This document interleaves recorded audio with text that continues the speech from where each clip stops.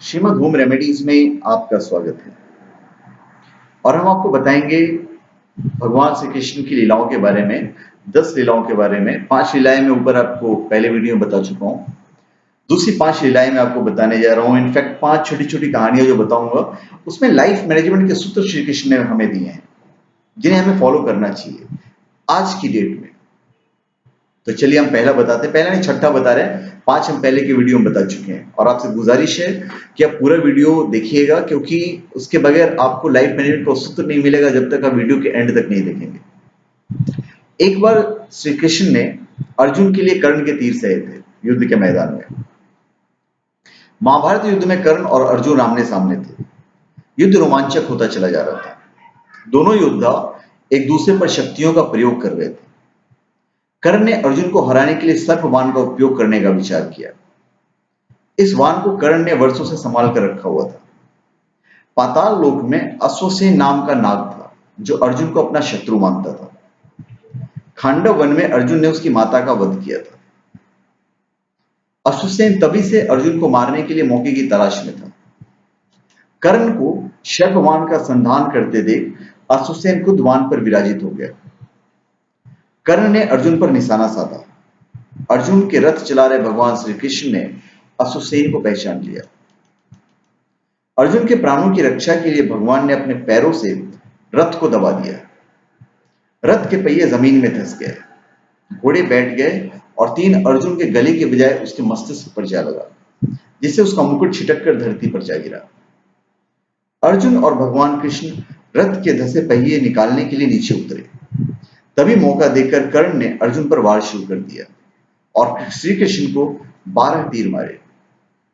अर्जुन की रक्षा के लिए भगवान ने वो तीर भी अपने ऊपर झेल लिए। भगवान ने अर्जुन को अश्वसेन के बारे में बताया। अर्जुन ने 6 तीरों से अश्वसेन के टुकड़े टुकड़े कर दिए। अभी लाइफ मैनेजमेंट का सूत्र जो है वो क्या बताता है? जब आप अपना काम ईमानदारी से करते हुए भगवान पर पूर्ण रूप से भरोसा करते हैं तो सब तरह से आपकी जिम्मेदारी अपने ऊपर ले लेते हैं। हर तरह के संकट से आपकी रक्षा करते हैं। इसलिए आप कर्म अपना करो ईमानदारी से, भगवान आपकी रक्षा करने के लिए बैठे हुए हैं। दूसरी बात, दूसरा, कृष्ण ने हमेशा सिखाया है कि आपके पास हमेशा प्लान 2 होना चाहिए। एक प्लान फ्लॉप हुआ, दूसरे प्लान पे अमल करो। एक बार भगवान कृष्ण ग्वालों के साथ गाय चराते हुए बहुत दूर तक निकल गए। उन्हें भूख लगने लगी। आसपास कोई साधन नहीं था। उन्होंने ग्वालों से कहा कि पास ही एक यज्ञ का आयोजन हो रहा है, वहां जाओ और भोजन मांग कर ले आओ। ग्वालों ने वैसा ही किया। वे यज्ञ मंडप में गए और वहां भोजन की मांग की। ग्वालों ने कहा कि नंद पुत्र कृष्ण थोड़ी दूर पर ठहरे हुए, उन्हें भूख लगी हुई है, थोड़ा भोजन दे दीजिए। यज्ञ का आयोजन कर रहे ब्राह्मणों ने भोजन देने से मना कर दिया। उनका मत था कि जब तक यज्ञ देवता को भोग न लग जाए तब तक किसी को भोजन नहीं दे सकते। ग्वाले लौट आए। श्री कृष्ण ने उनसे पूछा कि भोजन क्यों नहीं लाए, तो ग्वालों ने ब्राह्मण की उनकी बात कह दी जो उन्होंने कही थी। कृष्ण ने उनसे कहा कि एक बार फिर जाकर मांगो, शायद इस बार भोजन मिल जाए। ग्वालों ने फिर वैसा ही किया, लेकिन फिर वही जवाब, खाली हाथ वापस आ गया। भगवान ने कहा कि एक बार फिर जाओ, इस बार ब्राह्मणों से नहीं उनकी पत्नियों से भोजन मांगना। ग्वालों ने कहा कि वो भी वही जवाब देंगी जो उनकी पत्नियों ने दिया है। कृष्ण ने कहा कि नहीं, वे मुझे चाहती हैं, वे तुम्हें भोजन अवश्य देंगी। ग्वालों ने वैसा ही किया। ब्राह्मण की पत्नियों से कृष्ण के लिए भोजन मांगा तो ये तत्काल उनके साथ भोजन लेकर वहां पे आ गई जहां कृष्ण ठहरे हुए थे। सबने प्रेम से भोजन किया। ब्राह्मण पत्नियों ने कृष्ण को अपने हाथों से भोजन परोसा और भोजन करवाया। भोजन करके सभी तृप्त हो गए। ये कहानी बहुत छोटी सी और साधारण सी है, लेकिन इसके पीछे का संदेश बहुत ही काम का है। श्री कृष्ण ने ग्वालों को बार बार भोजन लेने के लिए भेजा। आखिरी बार को छोड़कर हर बार निराशा ही हाथ लगी। श्री कृष्ण कह रहे हैं कि व्यक्ति को कभी प्रयास नहीं छोड़ना चाहिए। सफलता के लिए लगातार प्रयास करते रहिए, लेकिन अगर एक ही प्रयास में बार बार असफलता मिले तो खुद की योजना पर भी विचार आवश्यक है।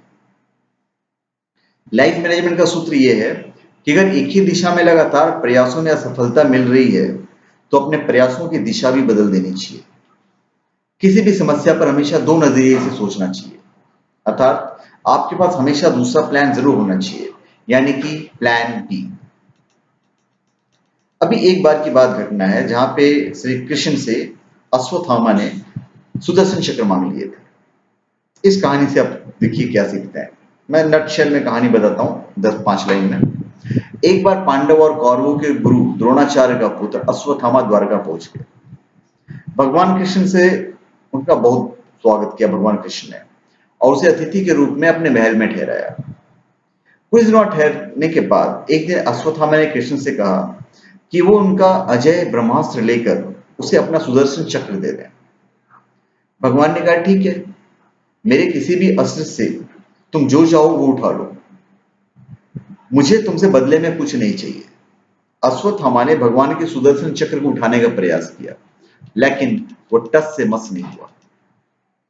उसने कई बार प्रयास किया, लेकिन हर बार उसे असफलता मिली। उसने हार कर भगवान से चक्र न लेने की बात कही। भगवान ने उसे समझाया कि अतिथि की अपनी सीमा होती है, उसे कभी वो चीज नहीं मांगनी चाहिए जो उसके सामर्थ्य से बाहर हो। श्री कृष्ण ने कहा कि चक्र मुझे अत्यंत प्रिय है, इसे 12 साल तक घोर तपस्या के बाद करने के बाद पाया है, उसे तुमने ऐसे ही मांग लिया बिना किसी प्रयास के। अश्वत्थामा बहुत शर्मिंदा हुआ। वो बिना किसी अस्त्र शस्त्र को लिए ही द्वारका से चला गया। लाइफ मैनेजमेंट के सूत्र ये बताती है कि अपनी कोशिश के अनुपात में ही फल की आशा करनी चाहिए। साथ ही किसी से कुछ भी मांगते समय भी अपनी मर्यादाओं का ध्यान रखना चाहिए। जब ये हुआ सूत्र। अभी एक बार की और घटना है जब अर्जुन ने कृष्ण के विरोध में एक ब्राह्मण का साथ दे दिया था। द्वारका में भगवान कृष्ण की राजसभा का नाम था सुधर्मा। एक दिन सुधर्मा में भगवान कृष्ण के साथ अर्जुन बैठे हुए थे। तभी एक ब्राह्मण आकर भगवान कृष्ण को उलाहने देने लगा। ब्राह्मण के घर जब भी कोई संतान होती, वो पैदा होते ही मर जाती थी। ब्राह्मण ने कृष्ण पर आरोप लगाया कि तुम्हारे छल कपट भरे कामों के कारण द्वारका में नवजात बच्चों की मौत हो जाती है। भगवान कृष्ण चुप रहे। ब्राह्मण लगातार भगवान पर आरोप लगाता रहा। यह देखकर अर्जुन से रहा नहीं गया। उसने ब्राह्मण से कहा कि भगवान पर आरोप लगाना बंद करो, मैं तुम्हारे पुत्र की रक्षा करूंगा। कृष्ण ने अर्जुन को समझाया कि यह सब नियति का खेल है, इसमें हस्तक्षेप मत करो। लेकिन अर्जुन ने भगवान कृष्ण की बात नहीं मानी और उसने ब्राह्मण को वचन दे दिया कि वो उसके बच्चों को यमराज से बचाएगा। अगर नहीं बचा पाया तो खुद के भी प्राण त्याग देगा। ब्राह्मण लौट गया। जब उसकी पत्नी को बच्चा होने वाला था, ब्राह्मण अर्जुन के पास पहुंचा। अर्जुन ने ब्राह्मण के घर की घेराबंदी कर दी, लेकिन जैसे ही बच्चे ने जन्म लिया, यमदूत नवजात बच्चे के प्राण को लेकर चले गए। अर्जुन बालक के प्राण नहीं बचा पाए। ब्राह्मण उसे धिक्कारने लगा। अर्जुन बालक के प्राण लेने के लिए यमपुरी तक गए, लेकिन बालक को नहीं बचा सके। वचन का पालन करने के लिए अर्जुन ने अपने प्राण त्यागने का प्रण किया। यह बात भगवान को पता चली। वे अर्जुन के पास पहुंचे। अर्जुन प्राण त्यागने के लिए तैयार था। भगवान ने उसे समझाया। वे अर्जुन को लेकर अपने धाम गए। वहां पर अर्जुन ने देखा कि ब्राह्मण के सारे बच्चे भगवान की शरण में हैं। भगवान ने अर्जुन को समझाया कि कभी बिना सोचे समझे किसी को कोई वचन नहीं देना चाहिए। फिर भगवान ने अर्जुन को बचाने के लिए ब्राह्मण पुत्रों के प्राण यमराज से लौटा लिए। लाइफ मैनेजमेंट का सूत्र हमें यह बताता है कि हमें अपने ऊपर कितना ही आत्मविश्वास क्यों ना हो, असंभव सा वादा बिल्कुल नहीं करना चाहिए। फिर एक बार भगवान कृष्ण ने युधिष्ठिर को फटकारा था। महाभारत युद्ध का आखिरी दिन था। दुर्योधन कुरुक्षेत्र स्थित तालाब में जाकर छुप गया। सारी कौरव सेना समाप्त हो चुकी थी। दुर्योधन के अलावा कृपाचार्य, अश्वत्थामा, कृतवर्मा ही कौरव सेना में बचे हुए थे।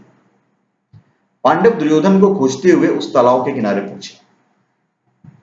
तालाब में छुपे दुर्योधन से युधिष्ठिर ने बात की। दुर्योधन ने कहा कि तुम 5 भाई और मैं अकेला हूं, हम में युद्ध कैसे हो सकता है। तो युधिष्ठिर ने दुर्योधन से कहा कि हम पांचों तुम्हारे साथ नहीं लड़ेंगे, तुम हम में से किसी एक को युद्ध के लिए चुन लो। अगर तुमने उसे हरा दिया तो हम तुम्हें युद्ध में जीता मानकर राज्य तुम्हें सौंप देंगे। युधिष्ठिर की बात सुनकर श्री कृष्ण को क्रोध आ गया। उन्होंने युधिष्ठिर से कहा कि तुमने ये क्या किया। इतने भीषण युद्ध के बाद हाथ आई जीत को हार में बदल लिया है। ये युद्ध है, इसमें जुए का नियम मत लगाओ। अगर दुर्योधन ने नकुल सहदेव में से किसी एक को युद्ध के लिए चुन लिया तो ये प्राणों से भी जाएंगे और हमारे हाथ से वो राज्य भी चला जाएगा। अभी इससे जो लाइफ मैनेजमेंट का सूत्र है वो श्री कृष्ण क्या कह रहे हैं। आपको किसी भी वादे को करने से पहले उस पर ठीक से विचार करना चाहिए। ऐसे बिना सोचे समझे ही सब कुछ दांव पर कैसे लगाया जा सकता है। तो ये मैंने आपको बता दिया। तो धन्यवाद। आप हमारे चैनल पे सब्सक्राइब करें और अपने कमेंट दीजिए। धन्यवाद।